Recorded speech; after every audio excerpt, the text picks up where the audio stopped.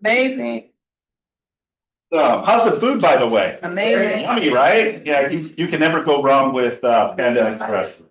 Well, I really appreciate you all for being here today. We got a jam-packed, great information today. We got Richard Shulman, Regional Director, coming in and speaking to you and giving you some great nuggets to take away to finish the year strong and to ramp up your 2026. So you guys all ready? Yeah. All right. Well, let's go ahead and get started. Our mission to provide agents with a place where they will be empowered, trained, and motivated to experience growth, wealth, and a legacy that allows them to live their best life possible. Our belief: when the values of your own company align with your own beliefs, you know you found your professionals. And our vision to achieve amazing professionals and personal development so that KW Southgate remains the agency of choice. Yes, choice. Next slide, please. All right, just a friendly reminder, our support team here. All of us are here to help and support you. Next slide. And our ALC as well. Hey, ALC, this is your 2025. 2026 is just around the corner. So this may change next year, but this is your support team for the Agent Leadership Council. Next slide, please. All right, please help us welcome our newest agent. We have Brad, Darlin, Dennis, and Evan. So give them a round of applause on the here. All right. Hey, welcome to the family, KW. Awesome. Next slide. All right. How's the office, by the way? Do you see all the? It's so amazing. Everyone really leveled up and really impact the Halloween event. So have your if you see any of the offices, maybe you should door knock and ask them, hey, are you going to be Halloween spirit? So this is great. It just feels the synergy of the office. All right, let's continue. Next slide, please. All right, and a friendly reminder, next week, the big event, our Halloween party costume here at the office. We're going to have live music, prizes, tacos. So please bring your family, friends over. This is a great event. We have it every single year. It'll be from 5:30 p.m. to 8:30. We also send out a punch bowl invitation. So please RSVP so that way we have a list of people that are going to be here. It's going to be great. It's always great. People are loving it and a lot of dancing too as well. So awesome. Next slide, please. All right, let's thank our lunch sponsor, Morris Plus Property Inspection. Rose is here with the amazing Panda Express, and we're providing you with some insights of her team. Oh. Good afternoon. Thanks for having me. For those of you who aren't familiar, my name is Rose. I'm with Morrison Property Inspections at the South Bay location. We've been in business for a few years now, started our franchise in 2022. My husband was offered the opportunity to open our franchise, and so we worked together and own and operate it together. We do have a headquarter in Glendora and over 15 locations all over. So if we can't take care of you, then we do have someone who can. We are a full service home inspection company as well. So what that means is we also take care of sewer scoping, hydrojetting, chimney level 2, thermal imaging, drone inspections, as well as termite inspections as well. All of our reports are also available the same day, so you're not waiting for a while. I know that you can have a quick turnaround time, so Nick will always be there with your report same day, and he'll be available to answer any questions as well. Lastly, we do have sample reports available as well for a variety of different style homes. I know that some clients can be particular, whether it's a 5,000 square foot mansion or something that needs a little sweat equity, or if it's a century home, then your client is probably looking for something that is really a little more particular and in detail. So I have a copy of that I can provide as well.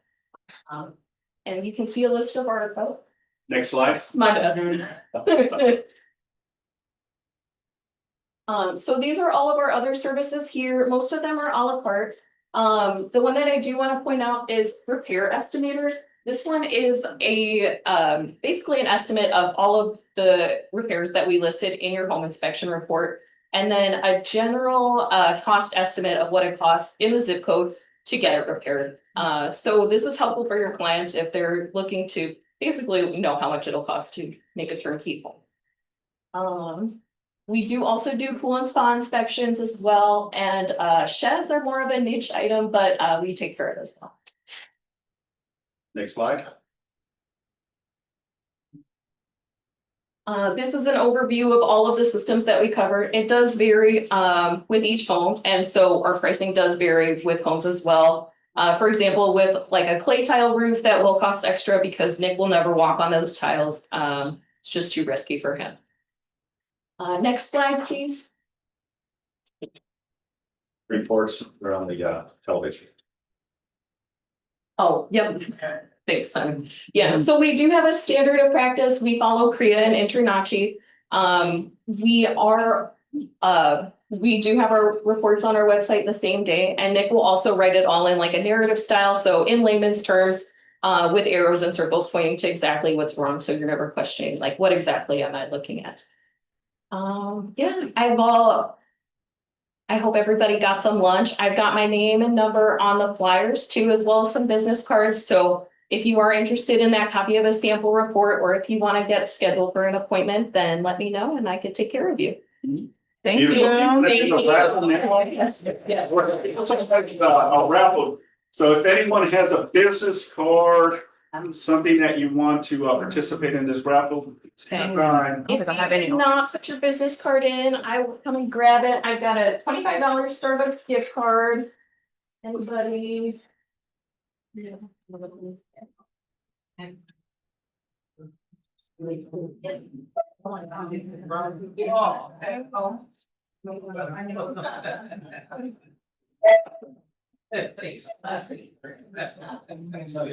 All right. All right, shake it up and pick the winner is. Okay. And the winner is. The winner is, there's two in there. Oh, Nick. Oh my gosh, there's two again. I'm sorry. All right, Nick Barron. Nick. Awesome. All right, I got $25 just for you. Thank you, and the business card, Of course, that too. more important. Awesome. Well, let's give Rose a round of applause. Thank you very much. All right. All right, next we have Mr. Richard Shulman. Richard Shulman is the regional director. Yes, sir. And he's going throughout the region and providing value. So without further ado, come on up, Mr. Richard Shulman. How are you, sir? I started that clap. This guy called me. He saw me start to clap, and then he also clapped for me, clapping for myself. The rest of you just followed along. Hello. Are you trapped in here now? I am. Okay. But this is my little space right here. All right. Hello, everyone. I'm really excited to be here. I was here, I'm gonna say a few months ago, but it could have been 2 weeks or 6 months. I have no idea. It was a couple months ago. A couple months ago. Okay. Something exciting's happening. All right. We're gonna talk for a bit about wealth building. I wanted to add, some of you now have maybe seen me speak a couple of times, and who knows, it might be the cards for you to hear me speak a few more times. I really come back to the same. Oh, there's a lot of people on. Hello, everyone.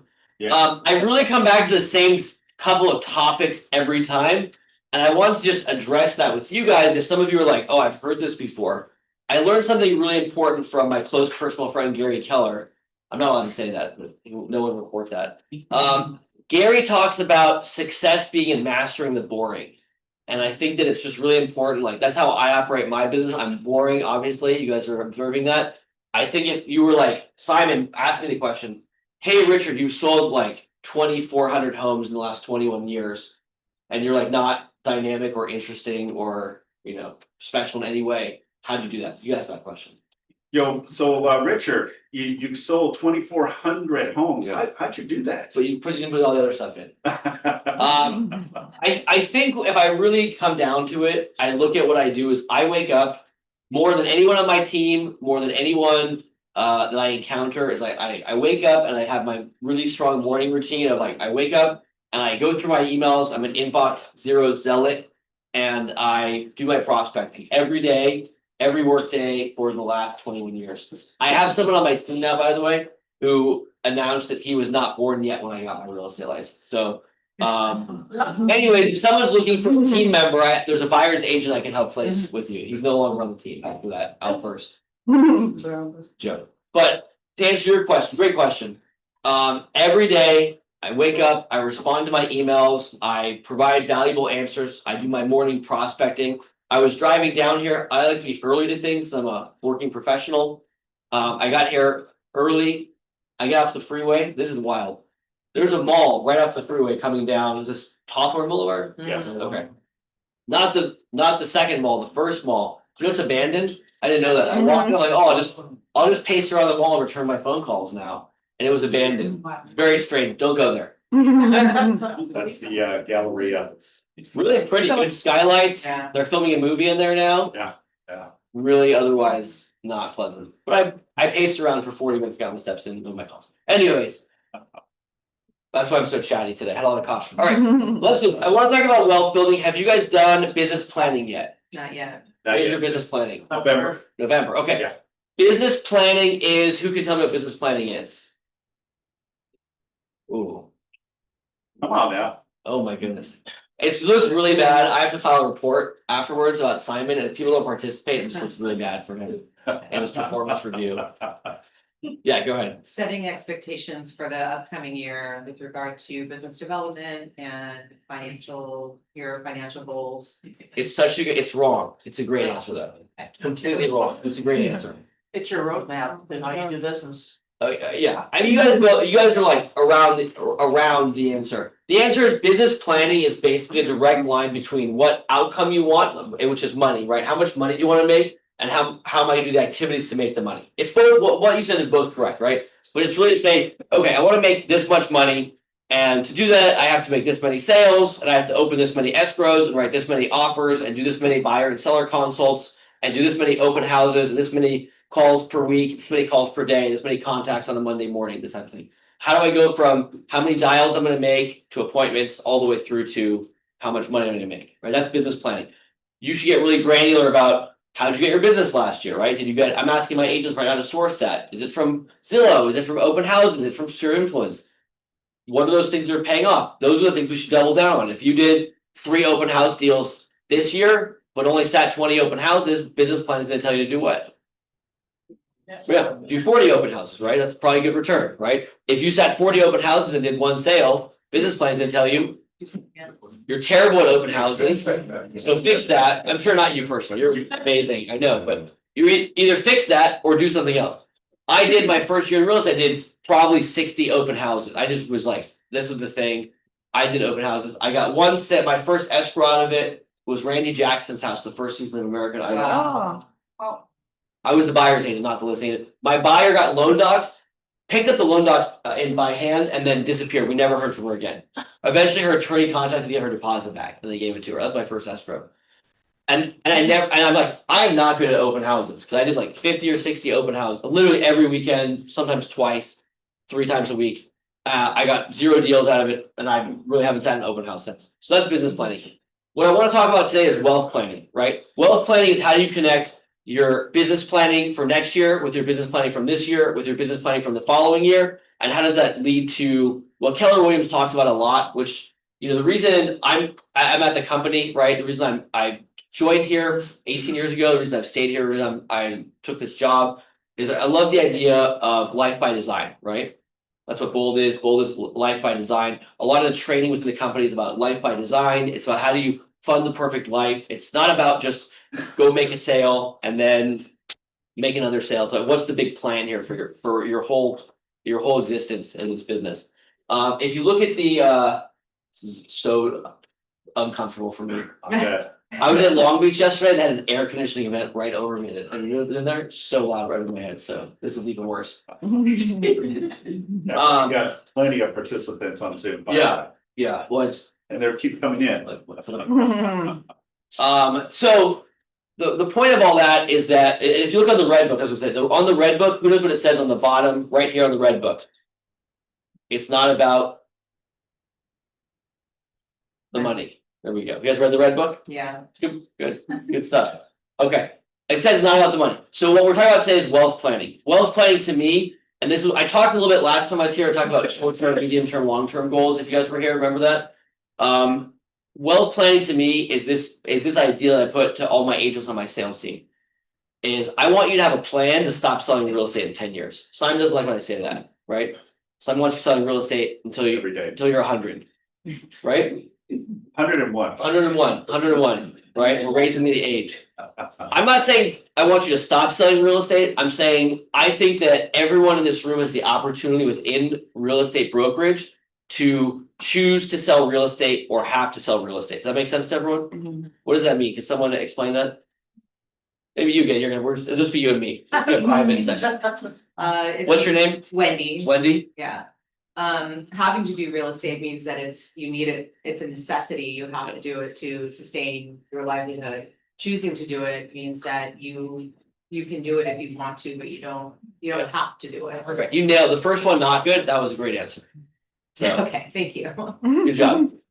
Right, so that's a really important concept in our world because we don't have a boss, right? I mean, we have Simon and he sends you an email once a week and he'll chat with you, right? But Simon's not sitting there with all of you saying, Wendy, I didn't see you at the office till 9:45 this morning. What's going on? Right? Wendy, you didn't make your phone calls last week, right? So we have to self-motivate more than probably any other profession, like almost any other profession, because we have to generate our own business and we get paid relatively infrequently, right? Who here did 15 deals this year? Anyone? Okay, so that means we're all getting on average less than 1 check a month, right? Who here's had a real job before? Anyone had a real job? You get paid like less than once a month on average at a real job or every 2 weeks? Yeah, or every week. Yeah, or every week, yeah. So this is a weird job. So the idea of have to versus choose to is a really powerful concept because in doing this for 21 years, as I mentioned before, I've seen a lot of people come and go through business. And what I want to tell you, what I want to share with you is that you can actually make enough money in 10 years, and maybe it's 6 and maybe it's 12, but let's say 10 for fun, because if we do some math later, that'll work out nicely, that you guys can make enough money to get to choose to work from have to work, or at least get, really a lot closer to that idea, right? I like selling real estate. Who here likes selling real estate? Some of you? More reaction. This guy in the back. Such a big smile. I can see your smile all the way up here. It's not a bad thing. It's fun. You get to help people. You get to do this really big life experience with them and really be a part of that. That's the thing that's going to change their life when almost anything else is going to change their life. So it's neat to choose to do that. I like doing it. I like selling houses still. I did 23 home sales this year. It was fun.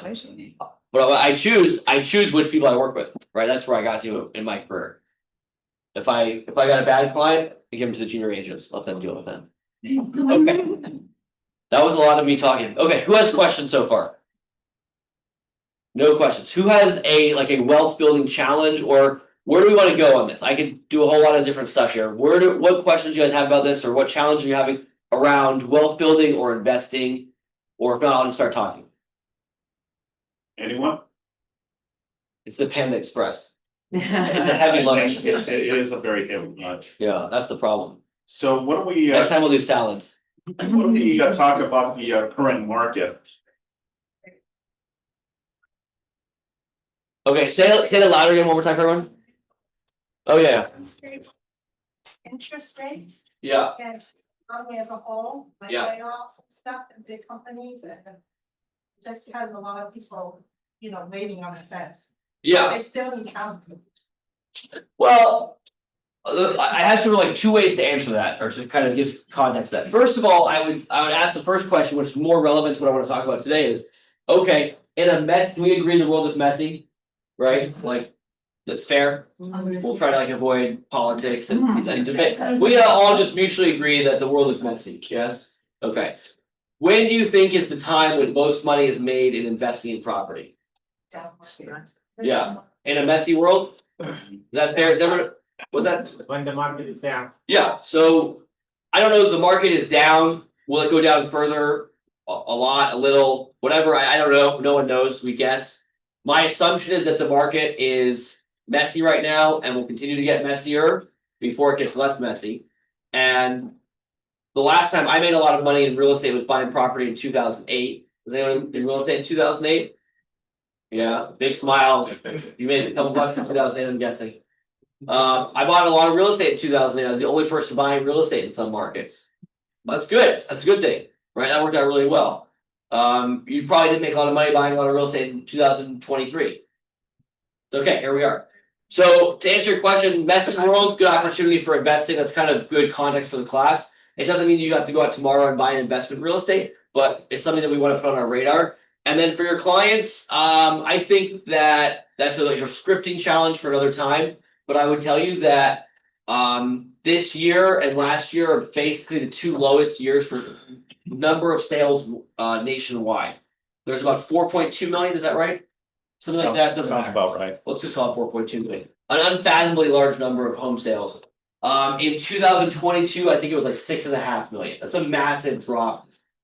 Okay, we're gonna do some math. You guys know I love math. 4.2 million sales in the country this year. How many commission checks got cut? 8.4. There you go. I knew you were like afraid to say it, right? Is that enough commission checks? Sure. Simon, without getting into detail, what would you like? Just like thumbs up or thumbs down? More agents out in the world today, or fewer agents out in the world? Fewer. Okay, like a lot fewer. Yeah. Okay. Yeah. So Compared to last year. yeah, Because I follow the Department of Real Estate stats, the fiscal year. And just before August of last year, we saw a dip, but this year's fiscal year from June to June of 2025, we even seen less agents renewing their real estate license, getting back into real estate. Yeah, and that's that's a leading stat, right? That's Yeah. reflecting what happened, or trailing stat. I'm sorry. That's reflecting what happened in the last year. It's not reflecting the fact that you already have a bunch of people who are going to do the same thing next year. Right. Right. So, we think there will be more sales next year. It's unlikely you'll have 3 consecutive record low years, and fewer agents and more sales means more commission dollars. So, one of my propositions to you is the idea that there's going to be more sales out there next year for you. Do you know by chance, answer in the form of a year, the best year to be in real estate as far as number of sales per agent? What year? I sort of spoke about a year next to it earlier. 2009. 2009 was, I don't know about the last few years, but I know up until recently, 2009 was wildly at the high point of most sales per agent. And that's across, that's big stat. So to answer your question, rates are challenged, that's fine. That's where you're gonna establish your skill. I'm sure we can do another class on skills around scripting. I'm sure you probably do a lot already, but for now, we just agree this is a good time to be in real estate as far as being a salesperson, and it's be a good time to be an investor. And can you put the two things together? It's kind of what I'm proposing to you. So let's do this. Do you guys want to do a little bit of math, or is that boring for you guys? All right. I got a thumbs up. I couldn't hear anything. Okay. Can I use this? I'm gonna break some. We'll just do it for. I'm gonna just do this math. I'm gonna go a little bit faster. beat the, There's so many wires there. If you want to move it. I can bring something for you. Okay. Just keep talking. All right, guys. Does anyone have any complaints about Simon? Well, I've gotten a lot of anonymous emails. All right, so I usually do a little bit longer for it. I know you guys have already had a bunch of stuff today, so I'm gonna go a little bit faster. What I want to do is show you, this is the key number. This is your homework assignment, and this is what you're gonna be doing as this is gonna be part of your business planning for a couple weeks from now when you do it here at the office. I want to talk about freedom number. Freedom number is an amount of money coming to you on a monthly or annual basis that is sufficient to cover your life expenses, right? And I'll just go fast through this. It should make pretty much sense. Like you have mortgage or rent, you have car expenses, healthcare expenses, you have kids. Kids are expensive. You have that. Maybe some of you shop too much. Figure that out. There we go. Nothing but the best. Is this from the Jason Abrams event? It is. Wow. You can auction this off. Thank you. All right. We're I have gonna. his notes, by the way, they're Oh, you still there. do? We should. They don't want to buy these notes. $1,000. No, they're not. I will sign them. All right. Let's say for fun that our expenses are $100,000 a year. Is that okay? Is that good? I want you guys. So I'm giving them homework assignment for. Are you running the business planning or? One of the team leaders, yes. Okay, Yes. gotcha. So they're gonna work on their freedom number, and that's gonna help inform how they decide and work on their goals for next year. Can we say $100,000 a year is just like a very easy number to work with? If your expenses are really $50,000 a year, great. You can divide by 2. Something I'm gonna add in here. And this is gonna get into the math part of it, right? Some of you, I've seen some nice engagement and wedding rings in here. If you have a spouse that's working, that's gonna be part of your investment criteria, or your investment decision, right? If you have other income coming in, that's gonna help you get to your freedom number a little bit faster, and we'll talk about that. So, but for now, we're just gonna act as if there's one set of numbers. Does that make sense to everyone? Okay. So we spend $100,000 a month. Now, who here owns or invests in rental properties, investment real estate? Who here? I knew you did. I saw your smile when I said 2008. Give me a rough number that is 10. What would you say is a fair number for rate of return on investment real estate over time? Let's say 10. Okay. That's incredible. That makes the math so easy for people to see. Would you say that's a fair number? Yeah. Okay, you're not gonna go buy anything at a 10 cap, but you might buy something. You guys know what a cap rate is? Let's say rate of return on investment property. You're not gonna buy anything at a 10%, but you might buy something today at a 6 or 7%, and it might get to a 10% in the short run. Is that fair? I want everyone to agree this is fair. Everyone else agree? Anyone want to object? I would love if someone to argue with me. Okay. This is where the math, get your calculators out. Okay. 10%. I can't do. There's plenty of extra paper, by the way. I've lost the ability to write. I'm watching my kids learn to write, and I'm like, I can't do that. I don't write ever. Okay. This is terrible. I'm sorry. 10%. If I have 10% rate of return on my investments and I need to make $100,000 a year, how much money do I need to invest in to get to here? There we go. All right, this guy does the math. Okay. Who thinks that $1 million invested is an unfathomably large amount of money? That's fair. It is a lot of money. You can say yes. It's not. I want you to say yes. It's a lot. Now, if this number is really 50,000 and this number is really 500,000, and if this number is 100,000, you have a spouse that makes 100,000, then this all gets a lot easier. It is what it is. I'm not making any social commentary. It's just what I do is with my team. We have different criteria to work through. Okay. I'm going to propose to all of you that you can save $1 million and invest $1 million over the next 10 years in real estate if you set a plan and follow a plan. Is that fair? Okay. Now you own some real estate, it sounds like, right? Now, based on this plan, I don't know if you have enough information from what I'm proposing here. Am I actually going to need $1 million, or am I going to have money coming to me from other sources? Wow. Okay. So we're actually not going to even need the $1 million, right? I think this number is actually a lot smaller. If I need to have $1 million invested at 10% to get 100,000, I'm going to propose to you that we don't actually need this much money. Why is that? Well, let's say I bought something and I start returning $10,000 a year in the first year, right? What is that cumulatively over the course of 10 years? $10,000 a year for 10 years? Okay, there we go. Well, not only, and this is what we call the other people, the eighth wonder of the world is compounding, right? So if you have an investment that's returning 10, then this number is 900,000, right? Well, wait a minute, that 100,000 that you've collected, that's going to generate returns on its own over that time. Plus, you're going to have other investments over time. Let's say you put another $100,000 to work and made another $10,000 a year in year 2, then this number becomes 800,000. Everyone see that? There's also a lot that you're going to find in real estate. So this number actually gets much smaller. We would need like a lot of spreadsheets and assumptions to kind of like guess what that is.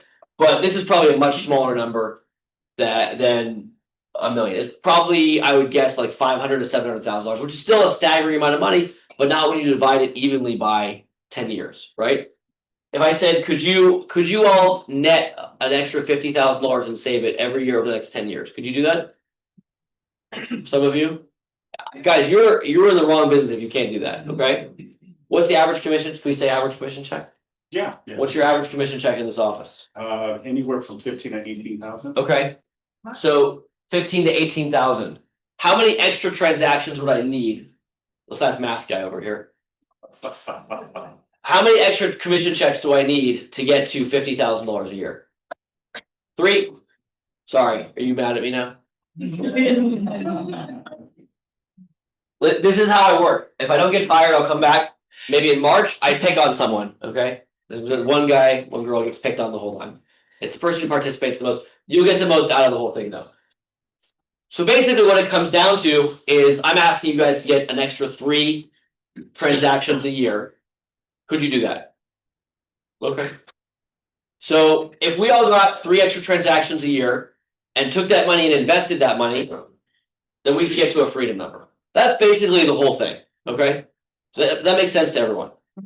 Okay, does that make sense? Makes sense. So it's like way more math than anyone wanted to do today. I understand that, but to me, this is really important to me because I'm in addition to this job, I have a sales team. I have 20 people on the team. I have the whole spectrum of people on the team. I have a 21-year-old, as you heard, who we might not fire. We'll see. We'll give him a second chance. He just want to get really mad. He opened a $5 million escrow, like his 4th minute on the job. So yeah. So anyway, so if you can't sell 3 extra properties, this guy did. So you guys are doing something wrong. I have people on the team that have already reached freedom number and are working for fun, and I have everywhere in between on the team. Right? People who have financial problems because they have poor spending habits, and people who make lots of money and don't invest it, and people who make medium amount of money. Probably the most successful agent on my team, except for the woman who's hit her freedom number, is someone who moved to this country barely speaking English and saved her money and invested her money and now owns the most real estate of anyone on the team by just doing all the things. So these are things we can all do.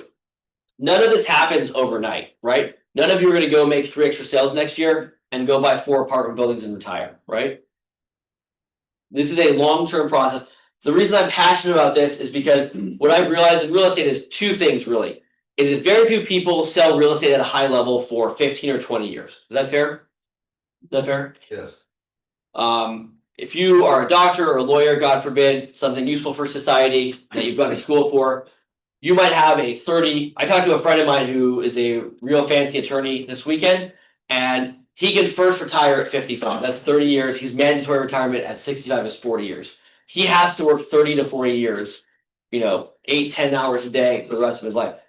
He doesn't have the opportunity that you guys have in this business, or the ability to do that through what this is here. It's really important to me because I see people come in, make a ton of money for 4 years, burn through all the money because they think they're making a lot of money now. Then they get burned out on real estate in year 7. They're back down to making regular money, and they just never change anything about their lives. I also, just as a new agent, I talked about this a lot before. As a new agent, I was at Prudential. If you guys know what Prudential is, you've been in real estate for too long. It's now called Berkshire Hathaway. I was at their number 2 office, and everyone in that office drove like the fanciest car. You guys probably heard me talk about this. And none of them had a single penny to their name besides their fancy car. No investments. And I met an agent there who was just like furious about it. And he was like, "Do you have to just keep buying real estate?" And so like since then I've been on a mission to just buy real estate. I want to see, look, however this turns out for you is up to you guys, right? This is a 10-year plan. And I understand in real estate, it's hard for us tomorrow to come to the office and pick up the phone and make our 20 contacts a day, right?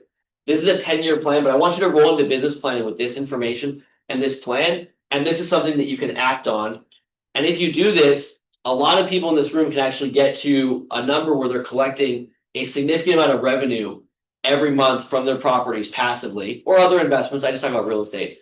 But to me, real estate, rental, residential real estate, producing predictable cash flow is the best way to take our real estate sales money and put it into a future plan for us. I bought a building I closed yesterday. It's the first building I bought in 7 years. Do you know why I bought it?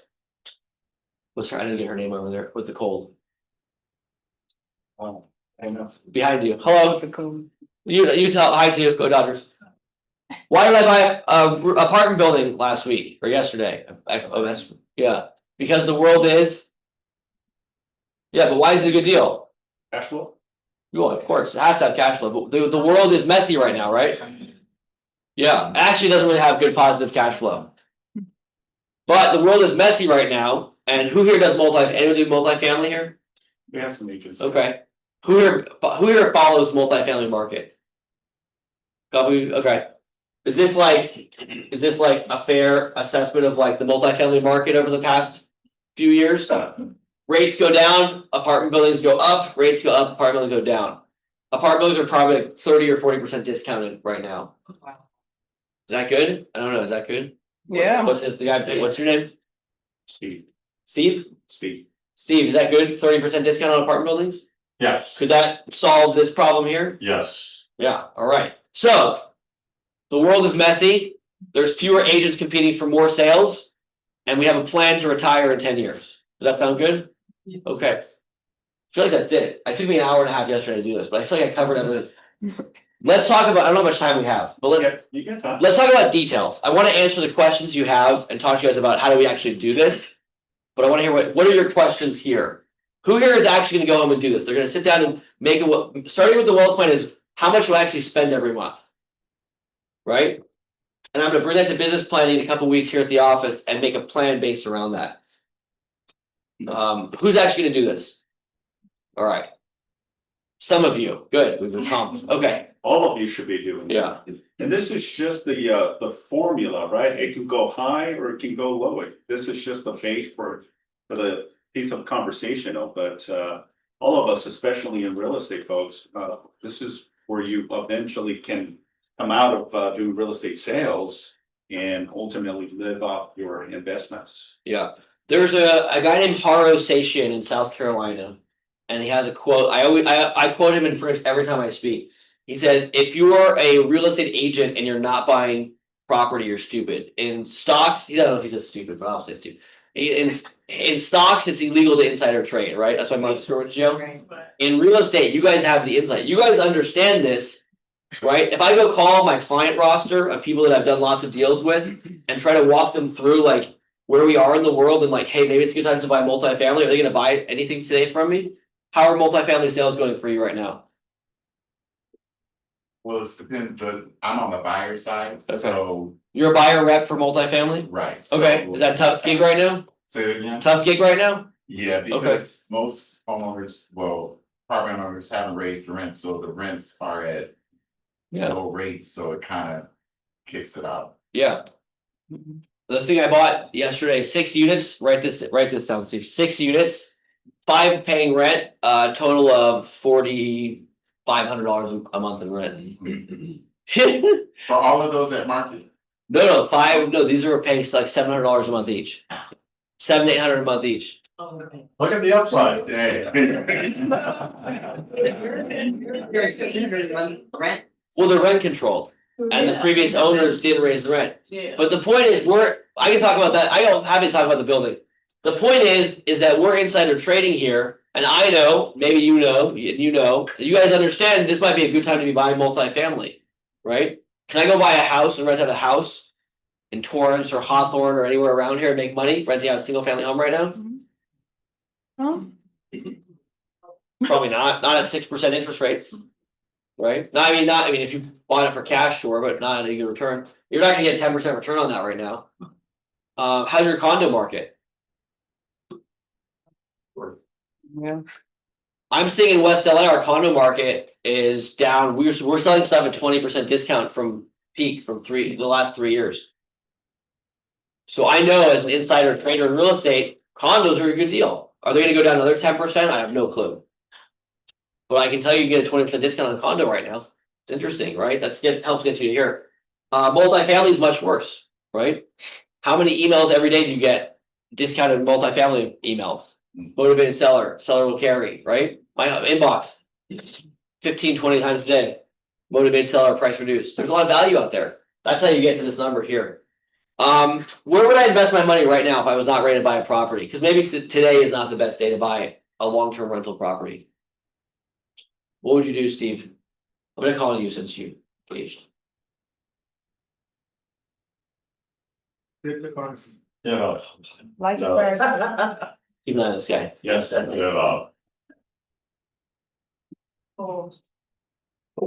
Hey, Life insurance policies. Gary's a big buyer of life insurance policies. Yeah, there's a lot of investment vehicles. I would keep my money right now in something liquid and safe because in a volatile world, like getting an extra 2% of return is not going to be worth the risk or having money tied up if you wanted to access it. I had my money in treasury bills. This deal came, well, nothing here. this deal came across my lap and I bought it and I was able to liquidate the treasury bills for a low cost. If I had to sell out of a complex asset at a high cost, it would have changed the math for me. You want to talk about the apartment building? Yes. All right. You, only one person answered, so that's how democracy works, guys. What about multi-unit, you're talking about more than 2 units, correct? Yeah. Or more than single family residence? Well, the big differentiator is at 5 units or more. Who knows why? Right, so the commercial, it means that you get a different type of loan. And the complexity and the cost of the loan is more than a single family or a 1 to 4 residential. So it actually, if you took 2 identical properties and one was a 4 unit, one was a 5 unit, they were otherwise 100% identical. The 5 unit would be worth a fair amount of money less than the 4 unit, because the 4 unit you could get an FHA loan even on potentially. Whereas the 5 unit would be 40% or 50% down. For this building, we had to pay cash. We had to take a loan off another property to pay cash for it, plus some other cash coming in. But we couldn't really get a loan on this property because the rents are so bad. My question was. Yeah. Is it good to buy a 1 to 4 units also, I mean, not one, but multi, not to go to commercial? I don't have an opinion on, like, I think that, do you guys, anyone read the Millionaire Real Estate Investor book? Just want to hear a funny story. I'm gonna tell you a funny story anyways. Cause I have the mic. I didn't read the book. I kind of skimmed through it, and then I literally bought 1,000 copies of the book, and I mailed it to all my clients.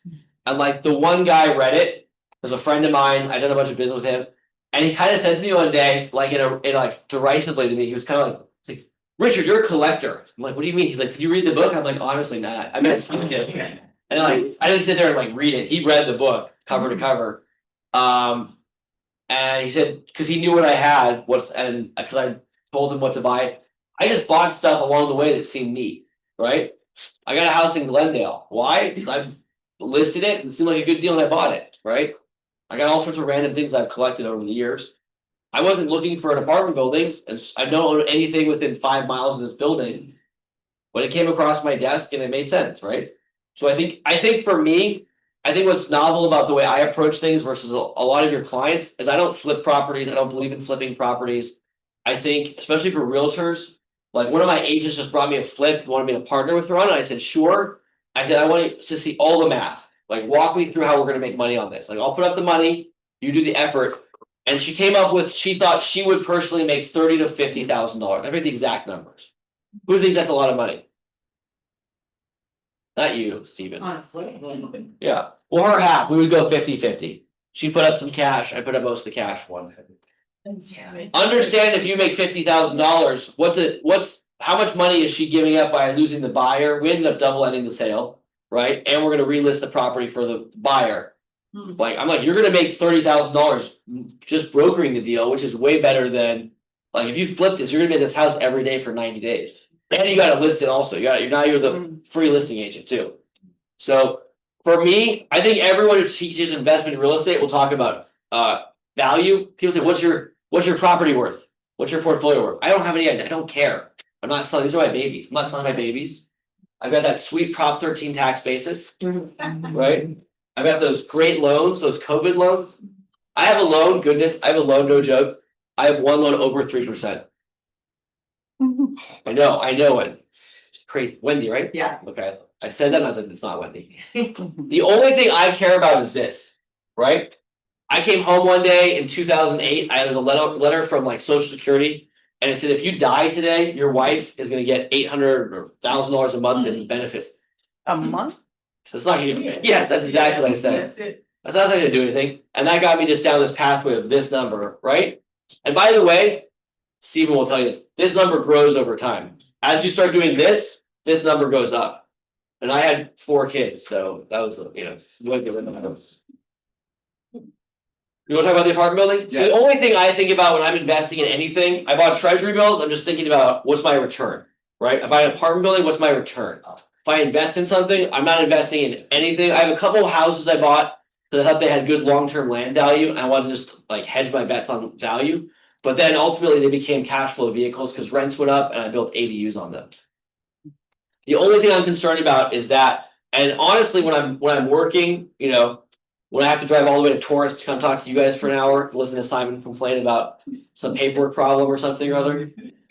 I'm just focused on, I get a check, I take that check and I invest that check, and I know a predictable return I'm gonna get, and that's gonna help me get to my freedom number, right?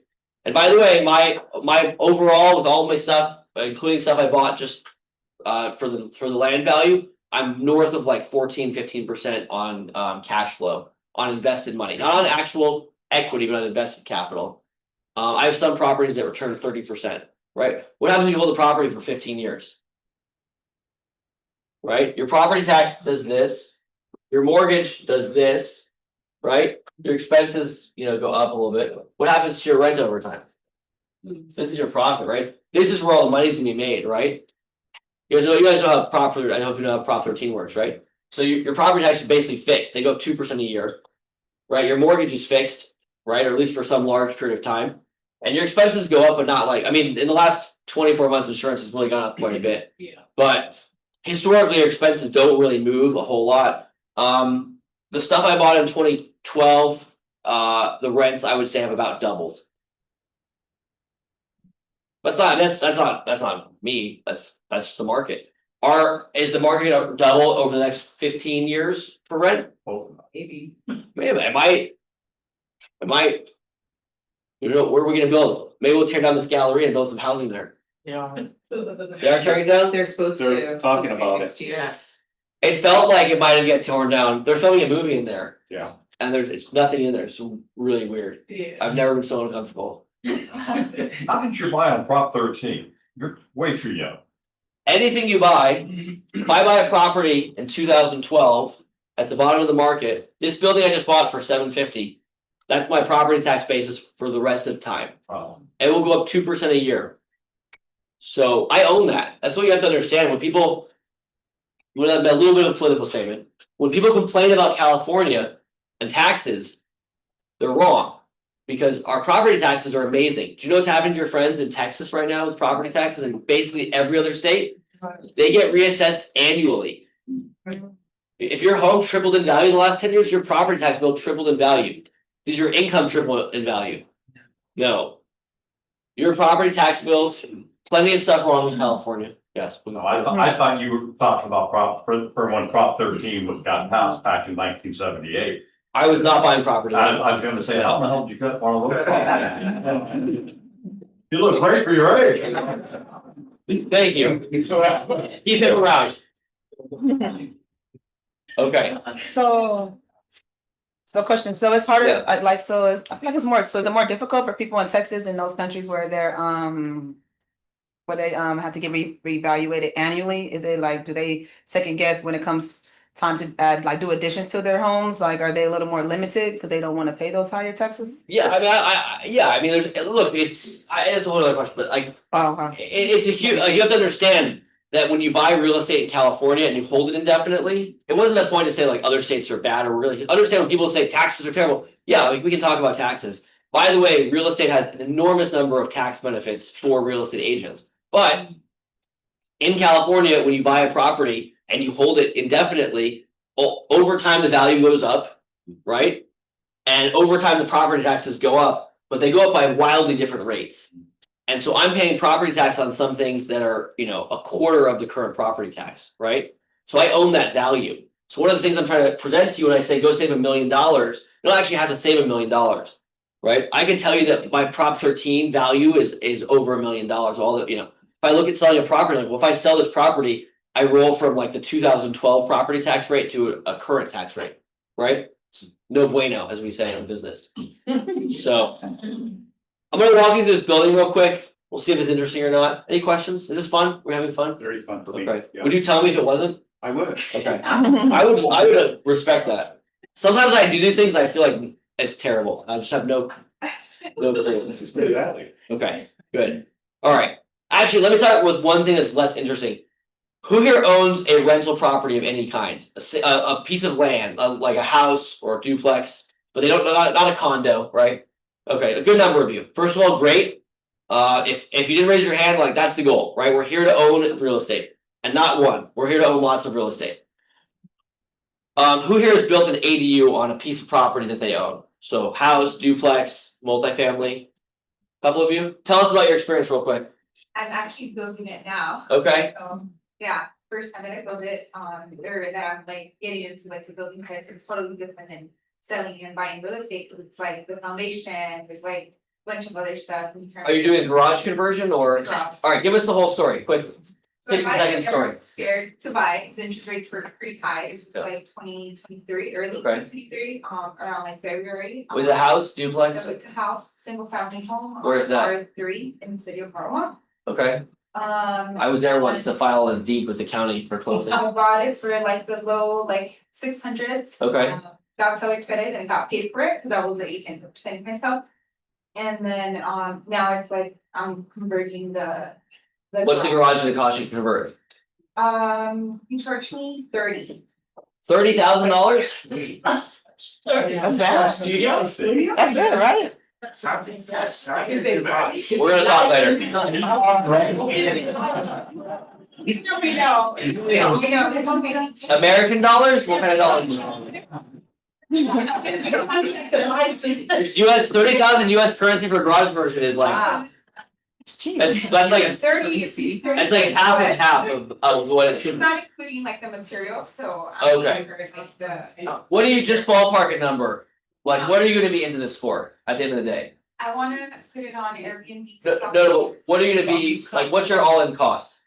Like the total. Materials, labor, I would permits, think plans? It's like 50 around. Still. I'm gonna swear, Simon. That's fantastic. Alright, You know, the material. that's well below what anyone else is doing it for. Mhm. Yeah, I'm aware. we're gonna talk later. What do you think you're gonna rent it for? Oh, easily, it's a 1 bed, 1 bath. Yeah, So definitely maybe like in the 2000s around there. you gonna do a long-term rental? I wanna test out the waters first on Airbnb and then, invest that money into like maybe stocks, so I can buy rentals, like multi-family. Okay, That's the plan, and then. let's talk about long-term rental. Right, Sure. for I don't know if the Airbnb may work, may not work, I think for me. Airbnb is a lot of effort. Yeah. And what I look at is if you guys wanna go do something difficult and hard to do, go sell real estate. 'Cause that's your highest return thing you can do right now. But you do what you wanna do, report back in 3 months, we'll talk again. You're gonna long-term rent it for 2,000 a month? Is that what you said? Around there. Okay. Yeah. And let's say you have expenses on that? Yes, definitely, depends, right? So for fees for like certain stuff, I'll see. Let's say for fun, you're not gonna have this much, I wanna keep the math simple for everyone here, let's say you have $500 a month in expenses, you probably have like 200 or so. You have insurance, you might have to get separate insurance on the structure. Right, I just built an ADU, I had to get a whole separate policy, I couldn't put it into the other policy, so it's completely separate policy. That one, I forget if it has water separate or not, if I'm paying it or not, or just adds to the cumulative water bill. You might have extra common area, charge for like, electric, depends on how that's wired. The county is supposed to reassess you based on the value of just the structure. So you might have an extra $100 a month in property taxes. It's probably 200 a month, right? Let's do that, 200 a month, it leaves 1,800 a month, 1,800 times 12, as we all know, is. We can all do 18 times 12 in our head. No. I don't know, 23,000 maybe, 22,800, I think. Anyone have a calculator? Yes. Around 6. 18 times 12? Yeah, 1,800. 1,800 times 12, 21,000. 21 days. Okay, so you're gonna net $21,000 on this whole thing. Annually, is that fair to say? Yes. Okay. Are you glad that you raised your hand to join the conversation or not? Are you regretting that right now? I'm back. You're good? She'll make her money back for the month. Let me ask you a question, because a lot of you raised your hand and said you had real estate, like land, not condos that you can rent, that you could do this on. Does that get you closer to here? Yeah. How many, it is a real tough one. How many of these, don't answer, Stephen, how many ADUs do you need to get to this number? 5? Yeah. Okay. That's what I was just thinking about. Wendy, are you really excited there? I am, Okay. I'm just thinking, like, if you just have. In order to have an ADU, you have to have it as a parking in front, so if you're renting both of them, does that count as two? Yeah. Well, look, look, you could do this the easy way or the hard way. You know, my old buyer's agent moved back home to Indianapolis. He's got to buy like 12 million apartments there to make any money, right? He's got to own half the city because they rent for like 700 a month.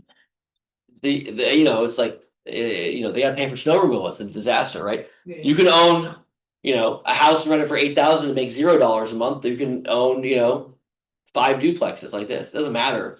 All I care about, and I think to answer over here the question, is how do I get to this number, right? What was your name, sorry? Olivia. Olivia. Olivia needs 5 of those to hit her number, right? I've got a woman on my team who's been with me for a long time. She bought a duplex. She lives in the duplex for less than the rental value of the duplex and less than she was paying in rent before, even though the tenant next to her is low, way below market rent. She can build 2 more units in the back, right? She actually should be able to build 3 or 4 more. You might be able to build more. You said it's R3 land. You might be able to build more units in the back. Maybe not as easy as the ADU if you're building actual units versus ADU units, but her business plan is entirely around if she can go build 2 ADUs in the back, which would take $250,000-$300,000 to build. She'll be netting like $50,000 a year off just that. Okay, so when I talk about let's all go save $1 million, it's actually much easier than that. She probably bought that duplex with 10% down, like 100K, and she's probably going to spend like, let's say 250 on the ADUs, and now all of a sudden she's at 50,000-60,000 net, right? Okay, that's really close to that freedom number. Anyone else want to talk about ADUs real quick? All right, I'm gonna walk through this apartment building, and then I'll let you guys go. That sound good? That's good. And I forgot to have everyone text for coffee dates. We'll do that another time. You bet. It's my big deal. I'm sure you do it at all the meetings, right? Always. Okay. Just want to just text 3 people for a coffee date real quick while I put these numbers up here. I just want to walk you through what a building looks like over time, just like a really quick example, so you guys have a sense of like, you know, because I started off by saying you need $1 million, right? And then the whole rest of it is like, actually, you don't need $1 million. You need a lot less, and here's why, and help you kind of understand. Here's what we paid for the building. This doesn't really even matter. These are the rents. God, this is so bad for you. The rents and my handwriting. Okay. Okay, I get $4,500 a month from the 5 occupied units. I don't think it's that much. I think it's less than that actually, but that's good. And I get 1 vacant unit. It's an eviction right now. 1 non-paying in eviction. If this one gets out, let's say I get $2,000 a month on it, right? So $6,500.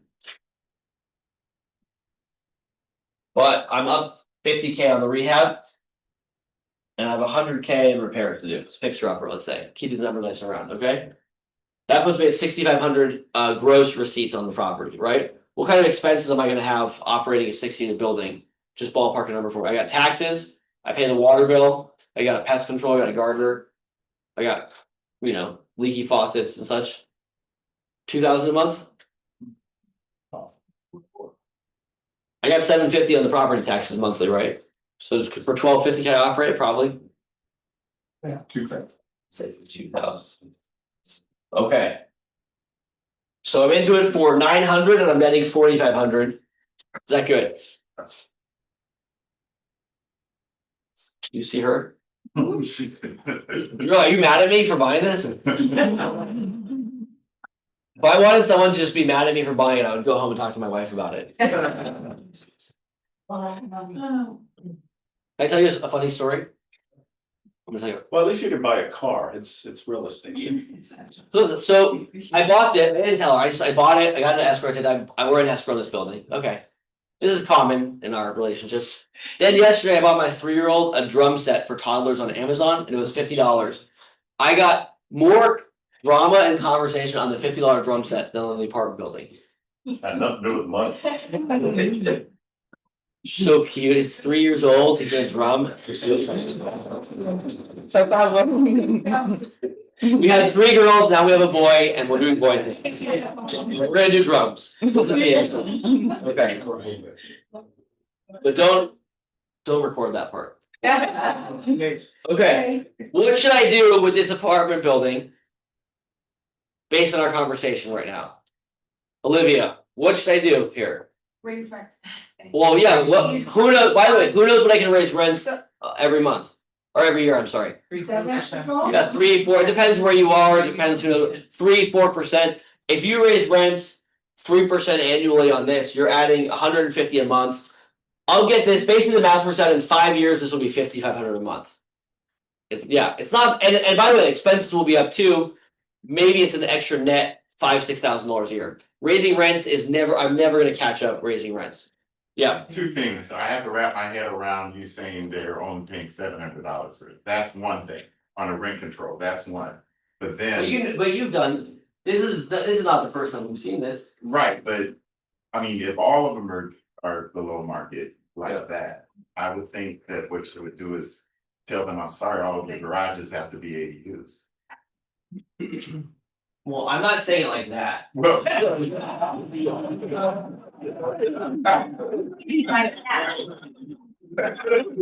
He's doing it like that though, he's not saying it. Hold on a second. Olivia, what should I do with this building?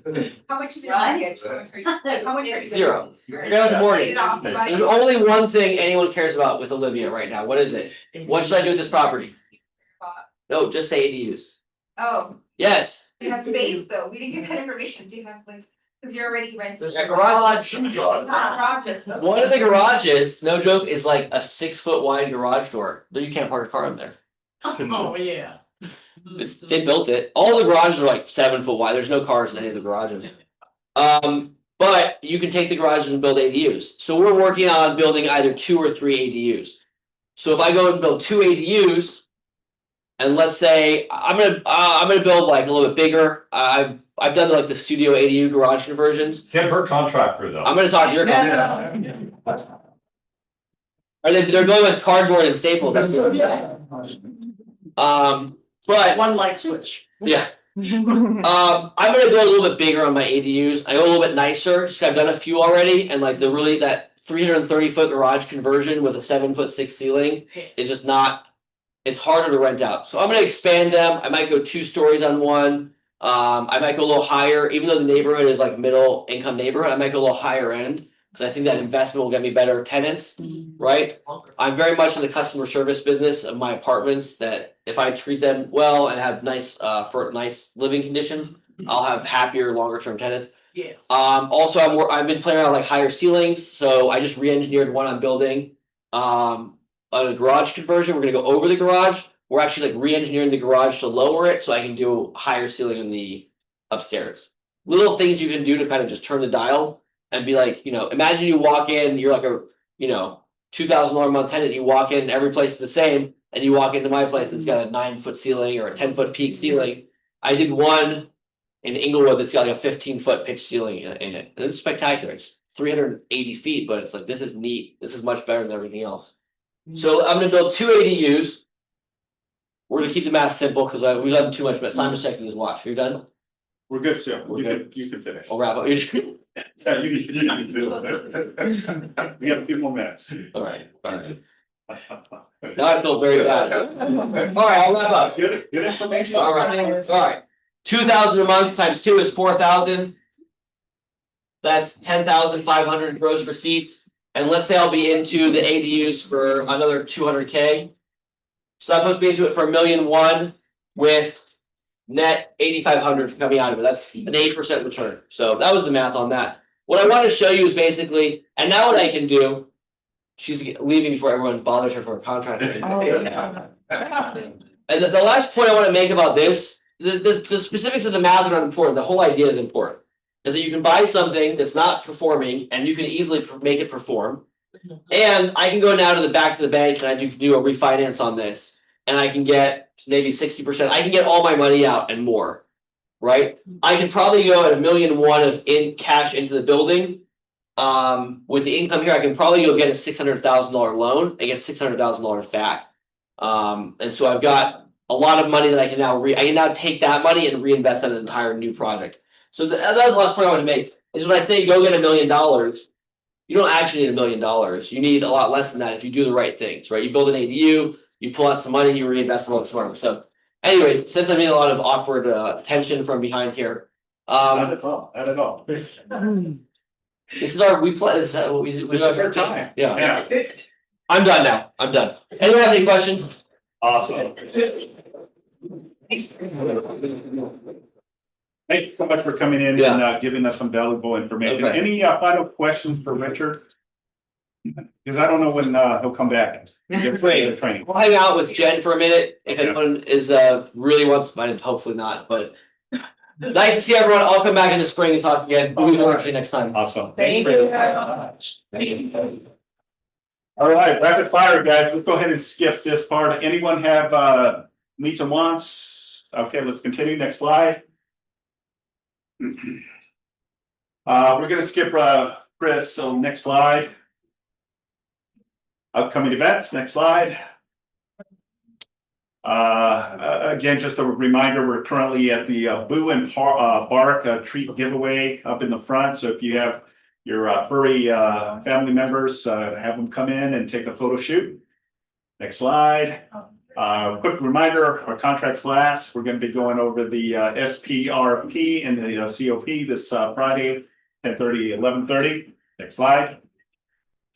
And KW Health Family Hike, October 26th at Victory Trailhead. That's out in the West Hills. So if you want to head out there, it's probably about a good hour, but it's on a Sunday, so it should take you a little less. So if you're all interested, that's where it's going to be at. Next slide. And our business planning, as Richard was saying, we're going to have it November 13. Quick reminder, save the date. Please make sure to register for this. This is a one that's going to be at the South Bay Association of Realtors. We got all of the amazing leaders giving their 2 cents on business planning and wrapping it up and getting you to the finish line, but more so preparing you for 2026. Next slide. And we have Steve Thomas. He's been here before. Great stuff, analytics. When it comes to the trends and everything. So he's giving us a forecast for 2026. Next slide. That'll be Thursday, November 20th. That concludes our team meeting. Thanks, everyone. Appreciate it. Thank you. Thank you.